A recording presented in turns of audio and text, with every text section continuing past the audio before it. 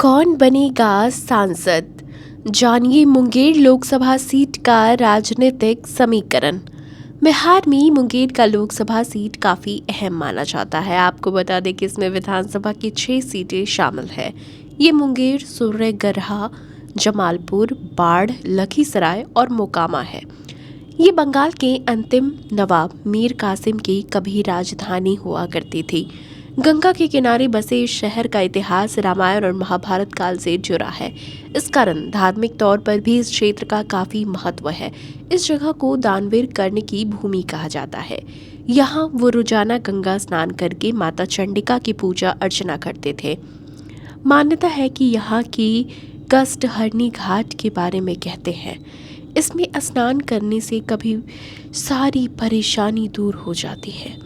वहीं भगवान राम विवाह के बाद यहाँ पहुँचे थे। महर्षि ने रामायण में इसका जिक्र किया था। यहाँ माता सीता का मंदिर भी है। साथ ही यहाँ का योग आश्रम दूर दूर तक मशहूर है। इस कारण जिले को अंतर्राष्ट्रीय पहचान भी मिली है। साल 2024 में मुंगेर का विकास कार्य जारी। साल 2024 में मुंगेर शहर को कई उम्मीदें हैं।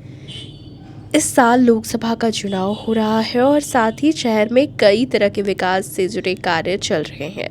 यहाँ मुंगेर चौकी 4 लेन सड़क का निर्माण कार्य हो रहा है। इससे मुंगेर के अलावा पूर्व बिहार की 4 लेन सड़क की कनेक्टिविटी में इजाफा होगा।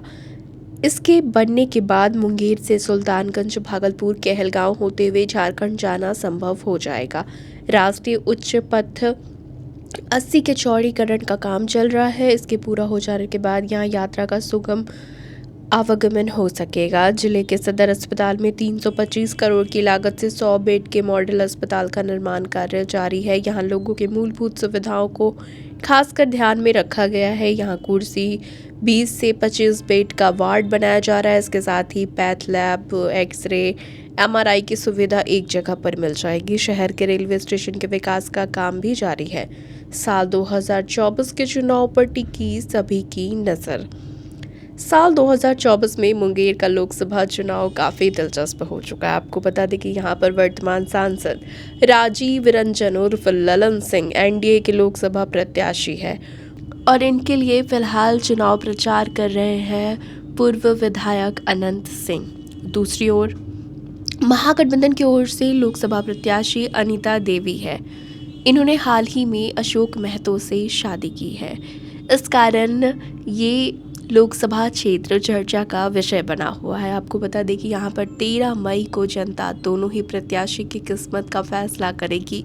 दोनों उम्मीदवारों के बीच कड़ी टक्कर होने वाली है। हालांकि इसका परिणाम क्या होगा, इसकी जानकारी हमें 4 जून को ही मिलेगी।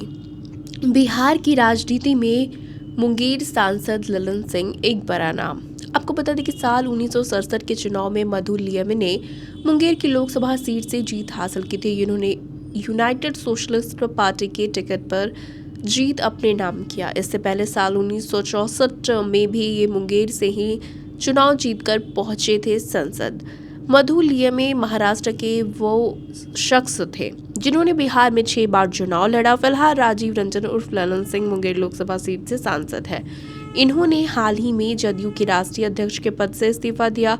बिहार की राजनीति में ललन सिंह एक बड़ा नाम है। इनके राजनीतिक सफर की शुरुआत कॉलेज के दिनों में हुई थी। तक किसका रहा इस क्षेत्र पर दबदबा? साल 2019 में ललन सिंह NDA के उम्मीदवार थे। महागठबंधन में कांग्रेस को ये सीट दी गई। इस सीट से अनंत सिंह की पत्नी नीलम देवी को उम्मीदवार बनाया गया। मालूम हो कि अनंत सिंह पहले जदयू के विधायक हुआ करते थे। साल 2019 में ललन सिंह और नीलम सिंह के बीच मुकाबला हुआ, लेकिन अब दोनों साथ चुनाव लड़ रहे हैं, इसीलिए ये मुकाबला काफ़ी दिलचस्प हो जाता है। अनंत सिंह ललन सिंह को पूरी तरह से अपना समर्थन दे रहे हैं। आपको बता दें कि कहा जाता है कि अनंत सिंह की भूमियार समुदाय में बड़ी पैठ है। वहीं ललन सिंह भी भूमियार जाति से ही आते हैं, लेकिन कहते हैं कि नरेंद्र मोदी और नीतीश कुमार का नाम कभी जाति पर भारी पड़ा था। ललन सिंह भारी मतों से जीते थे। इन्हें 5,28,762 वोट मिला था, जबकि नीलम देवी को 3,60,000 वोट हासिल हुए थे। आपको बता दें कि साल 2009 में जदयू से ललन सिंह ने 3,74,317 वोट हासिल कर राजद के रामबदन राय को हराया था। 1,84,956 वोट इन्होंने हासिल किए थे। साल 2004 में राजद के जयप्रकाश यादव ने 4,53,286 वोट हासिल किए थे। वहीं जदयू प्रत्याशी मुनाजिर हसन की हार हुई थी। आपको बता दें कि इस बार देखना दिलचस्प होने वाला है कि किस पार्टी की जीत यहाँ पर होती है। अभी के लिए इतना ही। अब जाते जाते हम आपके लिए एक सवाल छोड़ जाते हैं। आपके अनुसार अनीता देवी और ललन सिंह में किसका पलड़ा भारी है? आप अपना जवाब हमें हमारे कमेंट सेक्शन बॉक्स में लिखकर जरूर दें। धन्यवाद।